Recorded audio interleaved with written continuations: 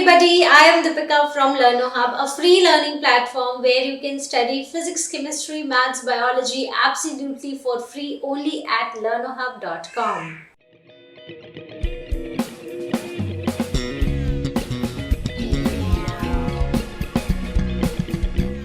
तो बच्चों, आज हम स्टार्ट करने वाले हैं क्लास 12 बायोलॉजी का लास्ट चैप्टर, जिसके हम एनसीईआरटी सॉल्यूशंस डिस्कस करेंगे। तो चैप्टर है एनवायरमेंटल इश्यूज और टोटल क्वेश्चंस है 11 और आज हम सभी के सभी क्वेश्चंस को डिस्कस करेंगे।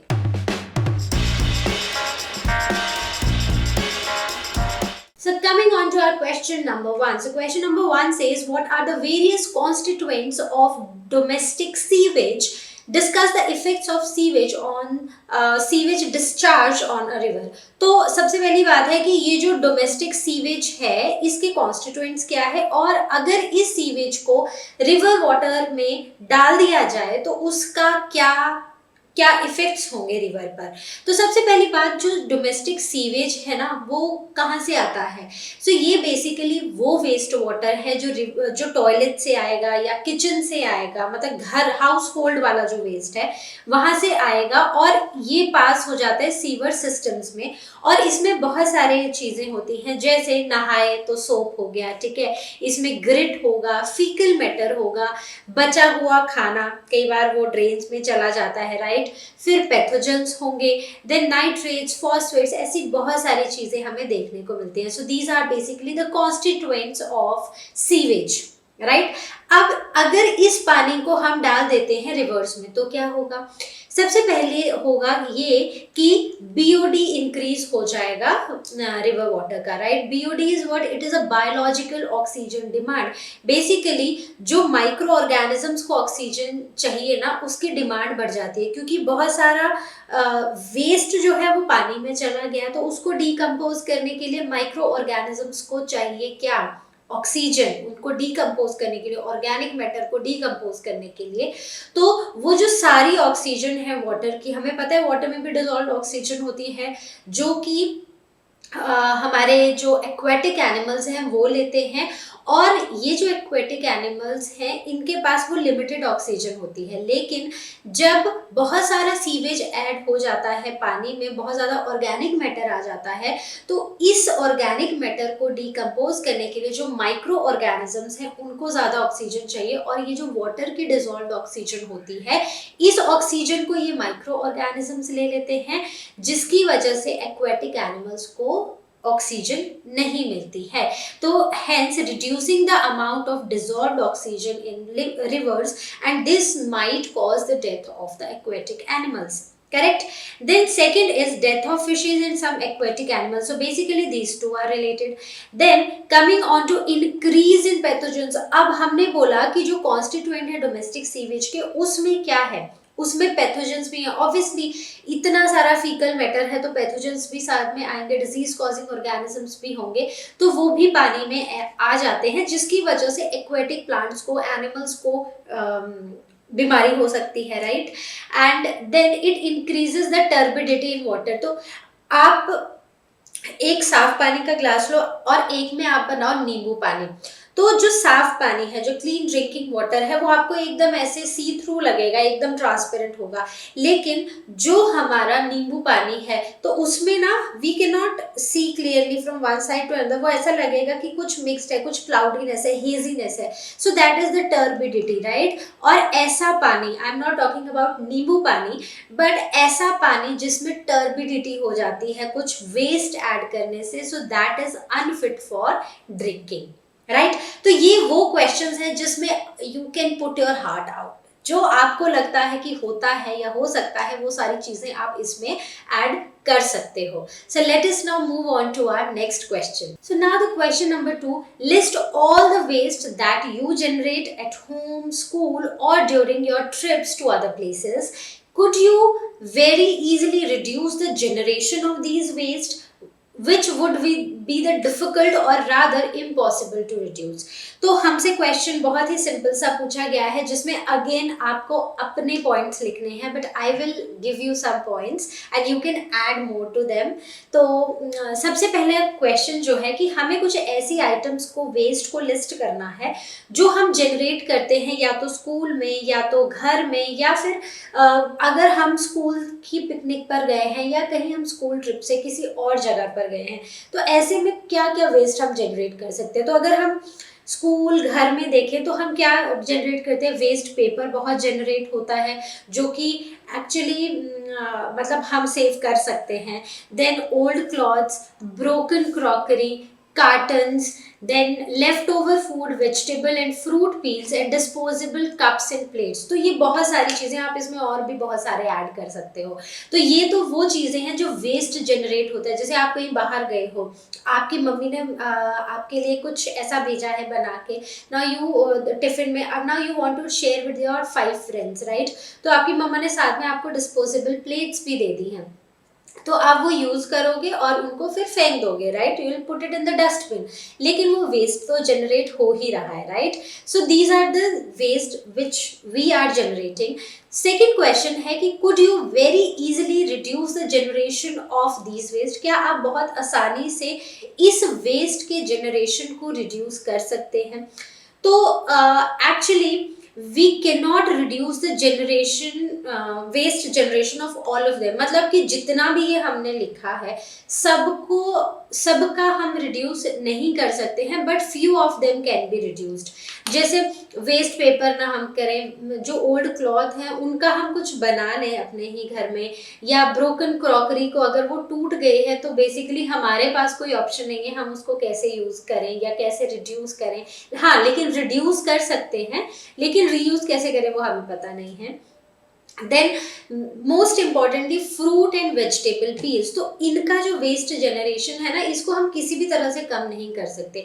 अब कोई सब्जी ऐसी है जिसको पील करना ही पड़ेगा, कोई फ्रूट ऐसा है जिसको पील करके ही खाना पड़ेगा, तो उस वेस्ट को हम रिड्यूस नहीं कर सकते, उस वेस्ट जनरेशन को हम रिड्यूस नहीं कर सकते, बट हम बाकी सारी चीज़ें जैसे वेस्ट पेपर, ओल्ड क्लॉथ्स, इनका जो वेस्ट है इसको हम रिड्यूस कर सकते हैं। Then third part of this question says which would be the rather difficult और rather impossible to reduce। तो इनमें से वो कौन सी चीज़ें हैं जो impossible to reduce हैं या difficult to reduce हैं। तो अब अगर हम वेस्ट की बात करें तो दो तरह के वेस्ट हमने पढ़े हैं, एक होते हैं बायोडिग्रेडेबल और एक होते हैं नॉन बायोडिग्रेडेबल, राइट। तो they can be biodegradable waste और नॉन बायोडिग्रेडेबल वेस्ट। तो इसमें आते हैं लेफ्ट ओवर फूड, ठीक है, जिसमें जो बायोडिग्रेडेबल है, इसमें जैसे लेफ्ट ओवर फूड है, जैसे बनाना पील है, बनाना तो खा ली लेकिन अब पील तो हम नहीं खाते हैं, राइट, तो वो तो वेस्ट जनरेट होगा ही। पोटैटो पील, तो पोटैटो तो हम खाते हैं लेकिन उसका पील हम नहीं खाते हैं। तो ये सारी चीज़ें जो है वो हम रिड्यूस नहीं कर सकते, बट हम क्या रिड्यूस कर सकते हैं कि अगर खाना पका हुआ है तो हम उसको कंज्यूम करें या हम उसको किसी और को दें ताकि वो कंज्यूम कर सके। जैसे कई बार होता है कि रोटी बच गई छोटी सी, वो आपने नहीं खाई, बट हमारे आसपास जानवर भी हैं, हम उनको दे सकते हैं ताकि वो वेस्ट ना बने, वो किसी के पेट में जाए और किसी को खाना मिले, right. So this is the answer from my and and you can always add more points to it. Now the question number 3 says discuss the causes and effects of global warming and what measures need to be taken to control global warming। तो सबसे पहली बात है कि ये जो term है global warming, ये होता क्या है। तो ग्लोबल वार्मिंग बेसिकली जो अर्थ का मीन टेम्परेचर का राइज है, so rise of the mean temperature of earth is called as global warming, right. अब इसके क्या कॉजेज हैं, इसके कॉजेज ये क्यों हो रहा है, तो बेसिकली कुछ ग्रीन हाउस गैसेस होती हैं जिनकी वजह से ग्लोबल वार्मिंग हो रही है। तो ऐसा नहीं है कि ये जो गैसेस हैं ये हमारे लिए हार्मफुल हैं, they are useful, but due to human activities ये ज़्यादा बढ़ रही हैं जिससे अर्थ का मीन टेम्परेचर बहुत ज़्यादा बढ़ रहा है। तो the increased amount of green house gases जैसे कि carbon dioxide, methane, CFCs that is chlorofluorocarbons and nitrous oxide. तो ये वो 4 ग्रीन हाउस गैसेज हैं जिनका अमाउंट हमारे एटमॉस्फेयर में बढ़ रहा है और इनका अमाउंट बढ़ने की वजह से ग्लोबल वार्मिंग हो रही है। तो ये जो गैसेज हैं ये क्या करती हैं कि जैसे ही सन की लॉन्ग वेव रेडिएशंस आती हैं तो ये उनको ट्रैप कर लेती हैं और ट्रैप करने के बाद ये उनको एटमॉस्फेयर से बाहर नहीं जाने देती हैं। तो एक हद तक तो ठीक है, क्योंकि जब सन सेट होता है तो एकदम से अर्थ का टेम्परेचर ड्रॉप नहीं होता है। क्यों नहीं होता है? सिर्फ इन गैसेस की वजह से। ये गैसेस कुछ तो रेडिएशंस वापस चली जाती है लेकिन कुछ को ट्रैप करके रखते हैं, जिससे अर्थ का ना टेम्परेचर एकदम डाउन नहीं होता है सनसेट के टाइम पर। ठीक है, तो ये रेडिएशंस हमारे अर्थ को वार्म रखती हैं और इसको एक ऐसी जगह बनाती हैं जहां पर हम रह सकते हैं। नहीं तो अगर सनसेट के बाद अगर मतलब धूप नहीं होगी तो टेम्परेचर आप सोचो कि कितना माइनस में चला जाएगा, बहुत ज़्यादा नेगेटिव में टेम्परेचर चला जाएगा और वो हम उसको सहन नहीं कर पाएंगे, राइट? हमारी बॉडीज नहीं सहन कर पाएंगे। तो उसके लिए ग्रीन हाउस गैसेस ज़रूरी हैं, लेकिन इन ग्रीन हाउसेस गैसेस का एक्सेसिव अमाउंट में बढ़ना हमारे लिए हार्मफुल है, क्योंकि उससे मीन टेम्परेचर अर्थ का बहुत ज़्यादा बढ़ रहा है। करेक्ट? तो आई hope this is clear. Next is the effects of global warming. तो हमने कॉजेस तो पढ़ लिए कि क्यों हो रहा है, अब बात है इफेक्ट्स की। तो ग्लोबल वार्मिंग के होने से क्या हो रहा है? अब अर्थ का मीन टेम्परेचर बढ़ रहा है, तो टेम्परेचर बढ़ेगा तो जो पोलर आइस कैप्स हैं वो मेल्ट होंगी। ठीक है, उससे रिवर में और सी लेवल जो है, जो सी में पानी है वो उसका लेवल राइज होगा, उससे क्लाइमेट भी चेंज होगा। ठीक है, पहले मीन टेम्परेचर से just just think of it से इट वाज 22 डिग्री सेल्सियस, अब वही जाके अगर 25 डिग्री सेल्सियस हो गया है तो that is the mean temperature जो है वो बढ़ा है, राइट? उसके बाद डेजर्टिफिकेशन हो रहा है क्योंकि टेम्परेचर बढ़ रहा है, फिर उसकी वजह से मेल्टिंग ऑफ आइस हो रहा है, फ्लड्स आ रहे हैं। ठीक है, ड्रॉट्स हो रहे हैं, बहुत ज़्यादा गर्मी हो जा रही है, बारिश नहीं हो रही है। तो उससे जो हमारा एरिया फॉरेस्ट कवर वाला था वो क्या हो रहा है, क्योंकि हम पेड़ काट रहे हैं तो वो भी डेजर्ट्स बन रहे हैं। बारिश अगर बहुत तेज बारिश आ जा रही है तो सब कुछ बह जा रहा है, तो वो डेजर्ट बन जा रहा है, वो बंजर हो जा रही है ज़मीन, राइट? तो उससे डेजर्टिफिकेशन हो रहा है, डेजर्ट्स बन रहे हैं। उसके बाद रिडक्शन इन फूड प्रोडक्शन। अब क्योंकि हम पेड़ काट देंगे, हमारी सॉइल फर्टाइल नहीं रहेगी, जो फर्टाइल सॉइल थी वो फ्लड के साथ बह जाएगी, तो खाना भी तो नहीं बनेगा। Soil is very important factor, right? Fertile soil पर ही हमें प्लांट्स ग्रो होते हैं और वहीं से हमें खाना मिलता है। So these all are the effects of global warming. Now the third thing that is the measures to control the global warming. अब हम कैसे कंट्रोल करेंगे? तो हमें पता है कि हम ना बहुत सारे ऐसे इक्विपमेंट्स यूज़ करते हैं जो CFC रिलीज करते हैं, which are very harmful basically. तो हमें उनका रिड्यूस करना है, उस CFC प्रोडक्शन को रिड्यूस करना है, या उसका हमें कोई सब्सटीट्यूट ढूंढ लेना है। दूसरी चीज़, हमें फॉरेस्ट कवर को इंक्रीज करना है, हमें ज़्यादा से ज़्यादा पेड़ लगाने हैं, ताकि अब ज़्यादा पेड़ होंगे तो कार्बन डाइऑक्साइड भी ज़्यादा एब्जॉर्ब होगी ना, क्योंकि they absorb carbon dioxide and they give out oxygen which is very helpful for us in breathing, right? तो फॉरेस्ट कवर इंक्रीज होगा उससे। तीसरी चीज़ है, हमें पॉपुलेशन को कंट्रोल करना है, क्योंकि जितनी ज़्यादा पॉपुलेशन होगी उतनी ही ज़्यादा डिमांड होगी हमारे नेचुरल रिसोर्सेज की, फॉसिल फ्यूल्स की। हमें स्पेस चाहिए होगा घर बनाने के लिए, खाना चाहिए होगा खाने के लिए। तो उससे क्या होगा कि पेड़ कटेंगे, ठीक है, रहने के लिए, घर बनाने के लिए, जगह बनाने के लिए पेड़ कटेंगे, तो which is again very harmful to us. Then comes the reduction in the green house gases. हमें इन ग्रीन हाउस गैसेस के प्रोडक्शन को कम करना है।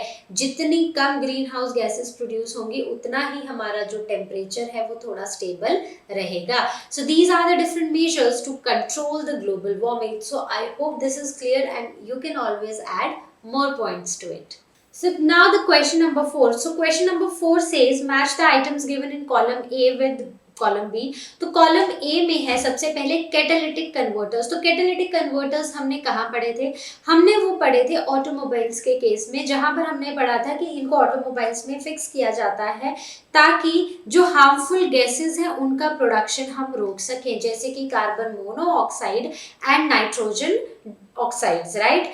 Then comes the electrostatic precipitator. तो इलेक्ट्रोस्टैटिक प्रेसिपिटेटर्स को फिक्स किया जाता है उन थर्मल चिमनीज में, थर्मल पावर प्लांट्स की चिमनीज में, जहां पर बहुत ज्यादा पार्टिकुलेट मैटर जो है वो रिलीज होता है। तो इनको वहां पर हमें इलेक्ट्रोस्टैटिक प्रेसिपिटेटर्स देखने को मिलते हैं।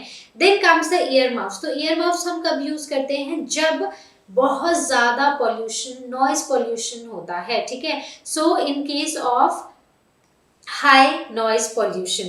Then come the landfills. तो लैंडफिल्स हम बनाते हैं जहां पर हम डंप करते हैं अपना solid waste, right. So very very simple question to answer. Question number 5, right critical notes on the following. सबसे पहले है यूट्रोफिकेशन। तो यूट्रोफिकेशन क्या है? जब एक वाटर बॉडी में, अगर हम एक लेक की बात करते हैं, तो अगर एक लेक में, राइट, तो हम लेक एक एग्जाम्पल ले रहे हैं, it is basically the water body. तो जब एक लेक में बहुत सारे न्यूट्रिएंट्स ऐड हो जाते हैं, बहुत सारा से सीवेज ही ऐड हो जाता है, ऑर्गेनिक मैटर ऐड हो जाता है, तो उसकी वजह से वाटर बॉडी में एल्गी की ग्रोथ हो जाती है, कुछ फ्लोटिंग प्लांट्स की ग्रोथ हो जाती है। और वो होते क्यों है? क्योंकि उसमें न्यूट्रिएंट्स ऐड हो गए हैं, राइट। सो जिसकी वजह से वाटर में जो ऑक्सीजन है, डिजॉल्व ऑक्सीजन है, वो कम हो जाती है एक्वेटिक प्लांट्स के लिए। So basically what is eutrophication? It is excessive growth of algae plants in water bodies due to nutrient enrichment of the water body with nitrogen and phosphorus. So what is eutrophication? It is the natural aging of lake, right? So it is the natural aging of the lake. Naturally lake जो है ना वो पुरानी होने लग जाती है, old होने लग जाती है। तो जब एक यंग लेक है, so it is able to support lot of plants and animals, aquatic plants and animals, उनकी लाइफ को सपोर्ट करती है। बट एक नेचुरली एज्ड लेक जो है वो की लाइफ को सपोर्ट नहीं कर पाती है, क्योंकि उसमें वो जो इम्पोर्टेंट एलिमेंट्स हैं जो किसी लाइफ को सपोर्ट करें वही खत्म होने लग जाते हैं। देन अब होता क्या है, मतलब ये यूट्रोफिकेशन का इफेक्ट क्या होता है? सबसे पहला होता है लॉस ऑफ बायोडाइवर्सिटी। अब हमें पता है कि एक लेक है, तो उस लेक में बहुत सारे प्लांट्स भी रहते हैं, एनिमल्स भी रहते हैं।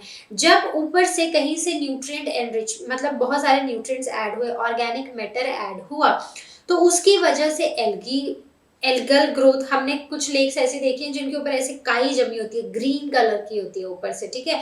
तो वहां पर क्या होता है, उस पानी में जो ऑक्सीजन है ना, डिजॉल्व ऑक्सीजन, जो प्लांट्स और एनिमल्स यूज करते थे, एक्वेटिक प्लांट्स और एनिमल्स, वो सारी की सारी ऑक्सीजन ये फ्लोटिंग प्लांट्स या फिर ये एल्गी ले जाती है, और जो अंदर उस लेक के एक्वेटिक प्लांट्स एंड एनिमल्स हैं वो मरने लग जाते हैं। So this leads to the loss of biodiversity. Then second is chemical accumulation in food chain and ageing of water body. तो अब एक हमारी फूड चेन है, एक फूड चेन बनी हुई है, तो उसमें केमिकल्स अकमलेट होने लग जाते हैं। अब यही केमिकल्स प्लांट्स में जाएंगे, यही एनिमल्स में जाएंगे, और ये किसी तरह अगर आगे जो भी फर्दर एनिमल खाएगा, या किसी फिश ने खा लिया, अब इस फिश को ह्यूमन ने खा लिया, तो बेसिकली अब ये ऐसे चेन बनने लग जाएगी, एक ऑर्गेनिज्म से दूसरे ऑर्गेनिज्म में ये केमिकल्स अकमलेट होना स्टार्ट हो जाएंगे। Then comes the reduced oxygen supply. तो हमने वो बात की कि बीओडी होता है, that is biological oxygen demand, which is the oxygen requirement of home, of micro organisms, ताकि वो उस ऑर्गेनिक मैटर को डिकम्पोज कर पाए। तो माइक्रो ऑर्गेनिजम्स की ऑक्सीजन डिमांड इतनी बढ़ जाती है कि वो बाकी एक्वेटिक प्लांट्स और एनिमल्स को नहीं मिलती है, which leads to the death of the aquatic animals और प्लांट्स, right?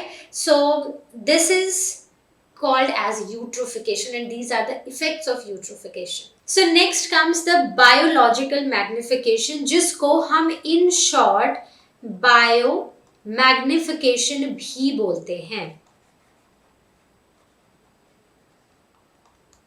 बायोलॉजिकल मैग्निफिकेशन और बायो मैग्निफिकेशन, तो ये होता क्या है?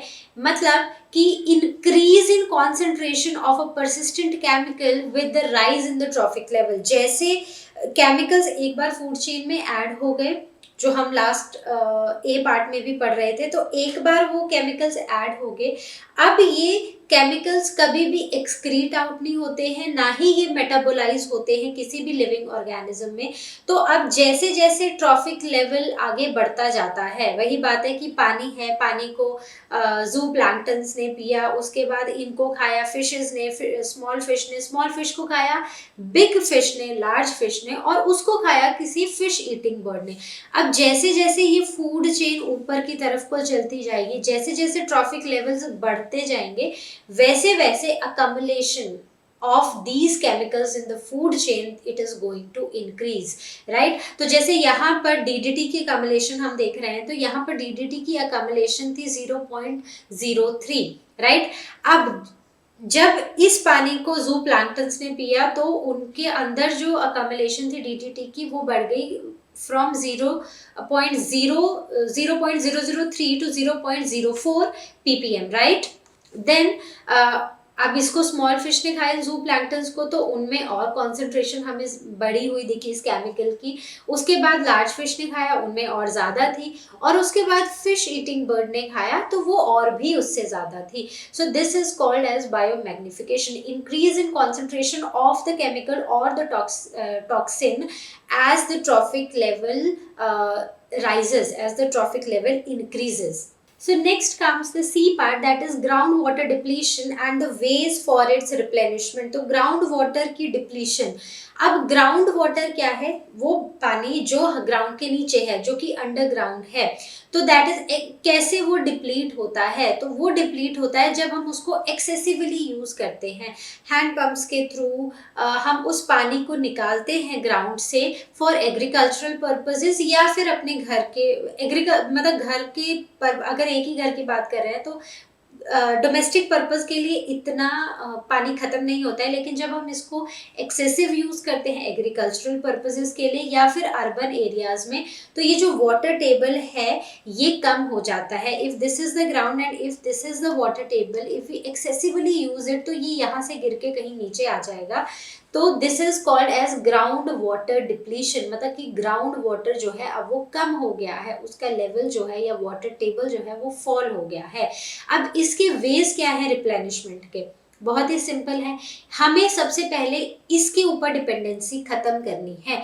मतलब हमें रेन वाटर को हार्वेस्ट करना है, चाहे रूफ टॉप हार्वेस्टिंग करें, चाहे ग्राउंड में हार्वेस्टिंग करें, ताकि हम पूरी तरह इस पानी पे डिपेंडेंट ना हो, क्योंकि अगर हम इस पानी को एक्सेस में यूज करेंगे तो वाटर टेबल जो है वो गिर जाएगा। सेकेंड इज एफॉरेस्टेशन, हम जितने ज़्यादा से ज़्यादा पेड़ लगाएंगे तो उससे क्या होगा, प्लांट्स जो हैं उनकी रूट सॉइल में होती हैं, जो सॉइल को पोरस बनाते हैं, उसमें पोर्स बनाते हैं। तो जब बारिश होगी, बारिश का पानी गिरेगा, तो वो साथ के साथ सॉइल जो है पोरस होगी, तो वो उस पानी को एब्जॉर्ब करती जाएगी और उससे हमारा ग्राउंड वाटर लेवल जो है वो इंक्रीज होता जाएगा। Then next is modern day irrigation techniques. अब जब हम इरिगेट करें अपनी लैंड को, अपनी फील्ड्स को, तो उसमें हम मॉडर्न डे टेक्निक्स यूज करें, जैसे स्प्रिंकलर सिस्टम या ड्रिप सिस्टम। ये आप ऑलरेडी क्लास 8 में पढ़ चुके हो। स्प्रिंकल मतलब कि एक वो नोजल होती है, रोटेटिंग नोजल, जिससे पानी जो है वो आसपास स्प्रे होता रहता है, बहुत सारा पानी नहीं, थोड़ा थोड़ा पानी, ठीक है। और दूसरा होता है drip system, which is the best system, but since it is expensive तो हर कोई यूज नहीं करता है। तो उसमें क्या होता है कि जहाँ पर प्लांट की रूट्स होती है वहीं पर ड्रॉप बाय ड्रॉप पानी दिया जाता है, और उससे क्या होता है कि प्लांट्स को पानी मिल रहा है और वेस्टेज बिल्कुल भी नहीं हो रही है। जितना पानी गिर रहा है उतना पानी एब्जॉर्ब हो रहा है और कोई वेस्टेज देखने को नहीं मिलती है। So these are the different ways जिससे हम ग्राउंड वाटर लेवल को रिप्लेनिश कर सकते हैं। Now let's see our next question. Now the question number 6, why does ozone hole form over Antarctica? How will enhanced ultraviolet radiations affect us? तो ozone hole कैसे बना है एंटार्क्टिका के ऊपर, और ये जो एनहांस्ड अल्ट्रावायलेट रेडिएशंस है ये हमें कैसे अफेक्ट करती हैं? तो सबसे पहली बात है कि ओजोन होल बना कैसे है। तो हमें पता है कि एक लेयर है हमारे स्ट्रेटोस्फेयर में, which is which helps ozone layer को अर्थ के एटमॉस्फेयर में एंटर करने से। लेकिन होता क्या है कि बहुत सारे ओजोन डिप्लीटिंग सब्सटेंसेस होते हैं, तो ऐसा देखा गया है कि जो यूरोपियन कंट्रीज हैं वो बहुत सारे ऐसी चीज़ें यूज़ करती हैं जो ओजोन डिप्लीटिंग सब्सटेंसेस को एमिट करते हैं, मतलब वो सब्सटेंसेस जो ओजोन लेयर को डिप्लीट कर सकते हैं उनको एमिट करती है। वो ऐसे सब्सटेंसेस वो उनके एटमॉस्फेयर में एड ऑन होते रहते हैं, जैसे कि chlorofluorocarbons, nitrogen oxides, halogens, methane. ठीक है, तो ऐसे these are the ozone depleting substances.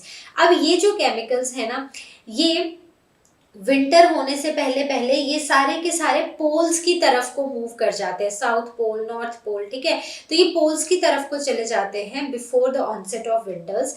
और विंटर्स में क्या होता है कि वहाँ जो पोल्स हैं, जैसे कि एंटार्क्टिका है, it is a very cold region, तो वहाँ का टेम्परेचर जो है वो बहुत ही डाउन हो जाता है, जैसे कि -85 डिग्री तक वो टेम्परेचर पहुँच जाता है। तो यहाँ पर आइस क्लाउड्स बनने शुरू हो जाते हैं। तो अब ये जो आइस क्लाउड्स है ना, they provide this catalytic surface जहां पर रिएक्शन होता है क्लोरीन एटम्स का from CFCs, these are the chlorofluorocarbons. तो इनमें क्लोरीन एटम्स हैं, तो जो आइस क्लाउड्स हैं वो इस क्लोरीन को एक कैटालिटिक सरफेस देते हैं। और जैसे जैसे स्प्रिंग आता है तो ये जो क्लोरीन है ये जाके ओजोन से रिएक्ट करता है और इस ओजोन को डिग्रेड कर देता है। So it basically degrades the ozone layer और फाइनली वो एक होल बन जाता है। Correct. So I hope this is clear कि कैसे ये ओजोन होल बन रहा है, कैसे हमारी जो ओजोन लेयर है वो डिप्लीट हो रही है। कैसे हो रही है? एक तो ओजोन डिप्लीटिंग सब्सटेंसेस सबसे पहले आ रहे हैं, जैसे कि क्लोरोफ्लोरोकार्बन्स, नाइट्रोजन ऑक्साइड्स। अब विंटर्स होते होते ये सारे के सारे पोल्स की तरफ चले जाते हैं। अब विंटर्स में इतना ठंडा होते हैं पोल्स की वहां पर जो आइस क्लाउड्स बनना शुरू हो जाते हैं, जो कि क्लोरीन को, क्लोरोफ्लोरोकार्बन से जो क्लोरीन आता है उसको कैटालिटिक सरफेस देते हैं। और अब स्प्रिंग आते आते जब धूप आती है तो अब धूप के आने पर जो क्लोरीन है वो रिएक्ट कर जाता है ओजोन से, और उससे ओजोन लेयर जो है वो डिप्लीट हो जाती है। From O3 it gets converted to O2 plus O, that is the nascent oxygen, right? So this ozone is very very important to us ताकि अल्ट्रावायलेट रेज हम तक ना पहुंच पाए। दूसरी बात कि क्यों ये जो अल्ट्रावायलेट रेज है ये हम तक नहीं पहुंचनी चाहिए, तो इनके इफेक्ट्स क्या हैं? Effects of enhanced ultraviolet radiations. तो सबसे पहले it causes blindness and it increases the chances of cataract. तो आईज की जो प्रॉब्लम है ना वो इन अल्ट्रावायलेट रेडिएशंस की वजह से होती है। दूसरा, इट डैमेजेस आवर स्किन, और स्किन में बिकॉज स्किन इज एक्सपोज्ड, ठीक है, मोस्ट ऑफ मतलब अगर कोई हम मैक्सिमम पार्ट है हमारा जो एक्सपोज्ड है टू सनलाइट, तो दैट इज स्किन। तो अब ये स्किन के साथ रिएक्ट करके स्किन प्रॉब्लम्स और स्पेशली स्किन कैंसर इससे हो सकता है। दूसरा, it reduced functioning of the immune system. जो इम्यून सिस्टम है उसकी फंक्शनिंग को भी ये कम करती है, तो बेसिकली हमारी इम्यूनिटी को वीक कर रही है। Then comes the next one, that is mutations. तो इससे जब ये अल्ट्रावायलेट रेज हमारे ऊपर पड़ रही हैं तो उससे हमारी बॉडी में कुछ म्यूटेशंस हो रही हैं। They might be helpful but most of them they are seen to be harmful. Okay, so I hope this is clear. Question number 7, discuss the role of women and communities in the protection and conservation of forest. तो हमें women का और communities का role बताना है for protecting and conserving the forest. तो सबसे पहले है बिश्नोई कम्युनिटी। तो बिश्नोई कम्युनिटी जो है वो राजस्थान में है, जिन्होंने अपने किंग और उनकी आर्मी के साथ लड़ाई की ताकि पेड़ ना कटे।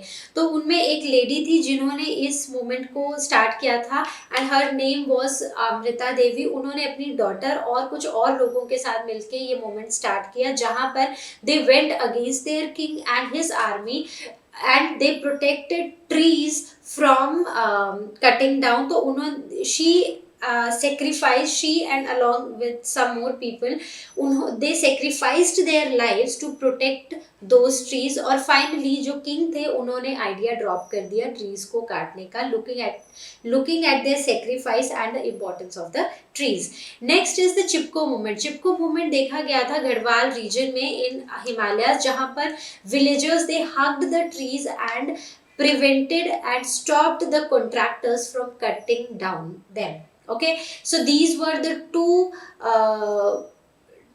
major contribution of women and communities in protecting the forests. So next comes the question number 8. What measures as an individual would you take to reduce environmental problem? तो environmental problem को reduce करने के लिए as an individual आप क्या करोगे? तो I will give you some points, you can add more to it. सबसे पहले afforestation, हम ज़्यादा से ज़्यादा पेड़ लगाएंगे. दूसरा है हम फॉसिल फ्यूल्स का यूज़ कम करेंगे. जितना फॉसिल फ्यूल कम यूज़ होंगे उतना ही ज़्यादा इन्वायरमेंट का पॉल्यूशन जो है वो कम होगा. दूसरी चीज़ हम क्लीन फ्यूल यूज़ करेंगे, मतलब हम पेट्रोल डीजल को छोड़ के हम CNG यूज़ करेंगे. देन मतलब CNG से भी पॉल्यूशन होता है बट बहुत कम होता है, which is manageable, right. Then comes the next, हम घर पर ही वेस्ट को सेग्रीगेट करेंगे, बायोडिग्रेडेबल और नॉन बायोडिग्रेडेबल वेस्ट को सेग्रीगेट करेंगे, और वैसे ही जब कचरे वाला आता है तो हम उसको सेग्रीगेटेड वेस्ट देंगे. Then comes the reduce, reuse and recycle. पहले ये 3 Rs हुआ करते थे, फिर ये 5 Rs हुए, अब कहीं कहीं आपको ये 7 Rs भी देखने को मिलेंगे. तो हम कूड़ा कम करेंगे, ठीक है. हम जो चीज़ें रीयूज हो सकती हैं उनको रीयूज करेंगे, जो चीज़ें रिसाइकल हो सकती हैं उनको हम रिसाइकल करेंगे, right. So this is the 5th point. Then the 6th point is using catalytic converters in vehicles. तो catalytic converters क्या करते हैं, जो poisonous gases व्हीकल से निकलती हैं उनको रोकते हैं. और दिस इज वेरी इंपॉर्टेंट अगर हमें एयर पॉल्यूशन को कम करना है. This is very important in reducing the air pollution. Then next comes is reducing the use of plastics. हमें प्लास्टिक को कम से कम यूज करना है और जहां हो सके हमें करना ही नहीं है. हमें ये सोचना है कि हमें प्लास्टिक यूज करना ही नहीं है, right. So these were the points which I give you as an individual what all we can do, and you have to add more points to it. Right? So I hope this question is also clear to you. Question number 9, A part. Discuss briefly the following. सबसे पहले है हमारा radio active waste. तो radio active waste basically nuclear waste होते हैं जिनके pollutant सबसे ज़्यादा पोटेंट होते हैं. They are very very harmful और इनसे म्यूटेशंस तक हो सकती हैं. So now you can imagine how harmful are these wastes. अभी हम बोलते हैं ना कि हम वेस्ट को रिड्यूस कर देंगे, रीयूज कर देंगे, रिसाइकिल कर देंगे. तो हम इस वेस्ट को शायद रिड्यूस तो कर सकते हैं बट रीयूज और रिसाइकिल तो बिल्कुल भी नहीं कर सकते. और दूसरी चीज़, जब भी हम इस वेस्ट को डिस्पोज ऑफ कर रहे हैं तो हमें बहुत सारा ध्यान रखना है कि हम इसको केयरफुली डिस्पोज ऑफ करें ताकि ये कहीं आसपास रह के कहीं किसी को नुकसान ना पहुंचा दे. अब इसमें एक बहुत ही अच्छा एग्जाम्पल है चेर्नोबिल इंसिडेंट. तो इसके ऊपर आप सब में से किसी ना किसी ने डॉक्यूमेंट्री भी देखी होगी, न्यूज़ में पढ़ा होगा या कोई आर्टिकल पढ़ा हो गया, इसके ऊपर मूवीज़ भी बनी हैं. तो ये एक इंसिडेंट हुआ था जहाँ पर रेडियो एक्टिव रेडिएशंस निकली थी एक फैक्ट्री में. तो उसकी वजह से उन रेडिएशंस ने कुछ म्यूटेशंस कॉज की थी और वो म्यूटेशंस बहुत सारे जनरेशन्स के बाद भी आज वहाँ पर उन लोगों में देखने को मिलती हैं. So we can actually imagine how dangerous are these radioactive wastes to us, right? So we have to dispose them very very carefully and we can actually try to reduce it. Question number 9, B part, defunct ships and e-waste. तो defunct ships क्या होते हैं? These are basically the dead ships जो कि अब further use में नहीं होती हैं। तो अब क्या करेंगे इनका, तो इनको फर्दर ब्रेक डाउन किया जाता है और इनसे मेटल्स को स्क्रैप किया जाता है। कैसे मेटल्स, कुछ हैवी मेटल्स जैसे एबेस्टस, लेड और मरकरी। तो हमें लेड और मरकरी का तो पूरी तरह पता है कि ये कितने ही हार्मफुल है। तो वो लोग जो यहाँ पर काम कर रहे हैं इन शिप्स को ब्रेक डाउन करने में, स्क्रैप करने में मेटल्स को, तो they are expose to these toxic chemicals और वो पॉल्यूट कर देते हैं उस पर्टिकुलर एरिया को भी। अब क्योंकि शिप्स है, बड़ी शिप्स है तो सी में ही चलती हैं, तो ये जो वेस्ट है ये भी कहाँ पर होगा, इनको ब्रेक डाउन जो है वो कहाँ पर होगा, ये होगा कोस्टल एरियाज में। तो ये कोस्टल एरिया में आसपास और वहाँ के रहने वाले लोगों को भी अफेक्ट करती हैं, ये उस एरिया को पॉल्यूट करती हैं जब इन मेटल्स, जब इन शिप्स को स्क्रैप किया जाता है उस टाइम पर। Then next come the E waste. E stands for electronic, जैसे कि कंप्यूटर है, टेलीविजन है, रेफ्रिजरेटर्स हैं, लैपटॉप्स हैं। तो हम इनको, जैसे लैपटॉप पुराना हो गया तो हम उसको फेंक देते हैं, हम नया ले लेते हैं कि अब हमें नया लैपटॉप चाहिए। But now just think of it, this is also a waste, that is electronic waste. और इनको तो जनरली जो डेवलप्ड कंट्रीज हैं वो ये सारा वेस्ट डेवलपिंग कंट्रीज को भेजती हैं, इवन इंडिया। और यहाँ पर इनसे रिकवर किए जाते हैं गोल्ड, निकल, सिलिकॉन, कॉपर एंड आयरन। ये सारे मेटल्स यहाँ पर रिकवर किए जाते हैं। और यहाँ पर जो लोग काम करते हैं, अगेन ये टॉक्सिक वेस्ट है और this poses serious threat on the living beings. तो हमें जब भी हम अपने लैपटॉप्स, कंप्यूटर्स ये डिस्कार्ड करते हैं तो हमें बहुत सोच समझ के ये करना चाहिए। जब तक ऐसा ना हो जाए ना कि अब तो इसको यूज कर ही नहीं सकते, तब तक उनको नहीं फेंकना है, उनको यूज करना है। उससे पहले नया नहीं खरीदना है, क्योंकि शायद आप नहीं लेकिन कोई और है, किसी और की फैमिली है जो उस पे काम कर रही है, तो उनके लिए ये कितना सीरियस थ्रेट है, right. Now next comes the municipal waste. तो म्यूनिसिपल सॉलिड वेस्ट क्या होता है, ये वो वेस्ट होता है जो स्कूल से, ऑफिसेज से, घरों से या जैसे कोई स्टोर्स हैं उनसे निकलता है, जिसमें फूड होता है, कुछ आर्टिकल्स होते हैं, स्टेशनरी की चीज़ें होती हैं, रबर, लेदर, टेक्सटाइल, ये सारी चीज़ें होती हैं। तो इसमें ये जो वेस्ट है ना, these act as a breeding site for mosquitoes. अभी अगर एक जगह पड़ा है ऐसे सॉलिड सा वेस्ट, जैसे कूड़े का, कचरे का ढेर है, राइट, सो वहाँ पर दैट इज अ साइट जहाँ पर मस्कीटोज ब्रीड करते हैं, इवन हाउस फ्लाइज भी वहाँ पर ब्रीड करती हैं। और इनसे, जैसे अगर हम मस्कीटो ब्रीडिंग की बात कर रहे हैं, तो ये वही मच्छर हैं जो डेंगू और मलेरिया फैलाते हैं, है ना। देन ये जो वेस्ट है इसको हमें अच्छे से डिस्पोज ऑफ करना चाहिए, जैसे सैनिटरी लैंडफिल्स और इंसिनरेटर्स में, ताकि ये किसी को भी हार्म ना पहुंचाए, ना ही हमारे नेचर को और ना ही हमें, ना ही हमारी सॉइल को, राइट। तो आई hope this is clear, this was easy. Now question number 10, which says what initiatives were taken for reducing vehicular air pollution in Delhi and has the air quality improved in Delhi? तो सबसे पहला question है कि दिल्ली में क्या क्या steps लिए गए थे ताकि एयर पॉल्यूशन कम हो सके।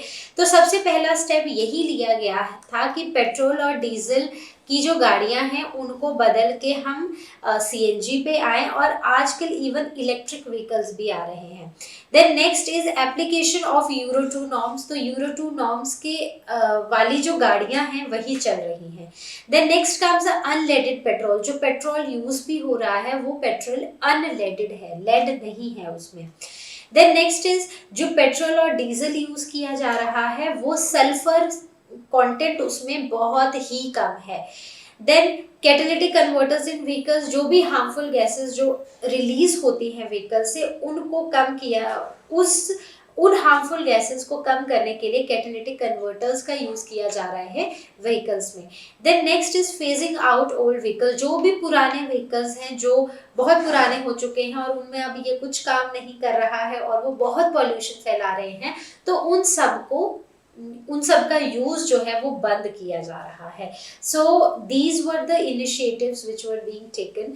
Second part of the question, has the air quality improved in Delhi. तो अगर हम देखें तो steps are being taken, but बहुत सारा इम्प्रूवमेंट अभी तक हमको देखने में नहीं मिला है। Question number 11, discuss briefly the following. सबसे पहले है ग्रीन हाउस गैसेस को ब्रीफली एक्सप्लेन करना है। तो ग्रीन हाउस गैसेस क्या होती हैं, ये वो गैसेस होती हैं जैसे कि कार्बन डाइऑक्साइड, मीथेन, क्लोरोफ्लोरोकार्बन्स और नाइट्रस ऑक्साइड, जिनसे कि ग्रीन हाउस इफेक्ट होता है। तो these gases they allow long wave radiations to enter the atmosphere and then they do not let them go out. ठीक है, तो ये गैसेस क्या करती है, जब सोलर एनर्जी आती है तो जो लॉन्ग वेव रेडिएशंस होती है ना, उनको ट्रैप करके रख लेती हैं। कुछ तो बाहर चली जाती हैं, लेकिन कुछ जो है वो अंदर रह जाती हैं, जो कि हमारे अर्थ का एक टेम्परेचर मेंटेन करने में हेल्प करती हैं। So this led to the, लेकिन अब क्या हो रहा है कि ये जो ग्रीन हाउस गैसेस है ना, वो इतनी ज़्यादा बढ़ गई हैं कि इससे हमारा अर्थ का मीन टेम्परेचर बढ़ता जा रहा है, जिससे पोलर आइस मेल्टिंग हो रही है, जिससे फ्लड्स आ रहे हैं और सी लेवल जो है वो बहुत ज़्यादा बढ़ रहा है। और फाइनली हो क्या रहा है, हो रही है ग्लोबल वार्मिंग। ठीक है, okay, so I hope this question is again clear. So next is catalytic converters. तो हम अगेन एंड अगेन वही चीज़ें पढ़ रहे हैं, लेकिन these are very very important to us. तो सबसे पहले कैटालिटिक कन्वर्टर, तो ये वो डिवाइसेस हैं जिनमें प्लैटिनम होता है, पैलेडियम होता है, रोडियम होता है, जो कि ऑटोमोबाइल्स में फिक्स किया जाता है। और ये बहुत ही इंपॉर्टेंट होते हैं, क्यों? क्योंकि they are used to reduce the emission of poisonous gases. इन सब का यूज करके जो एमिशंस हैं, जो पॉइजनस गैसेस एमिट हो रही हैं व्हीकल से, जैसे कि नाइट्रोजन ऑक्साइड है, कार्बन मोनोऑक्साइड है, अनरिएक्टेड या फिर अनबर्न्ड हाइड्रोकार्बन्स है, उनका एमिशंस को हम रोक रहे हैं। तो बेसिकली ये कैटालिटिक कन्वर्टर्स कर क्या रहे हैं, ये नाइट्रोजन डाइऑक्साइड को नाइट्रोजन में कन्वर्ट कर दे रहे हैं।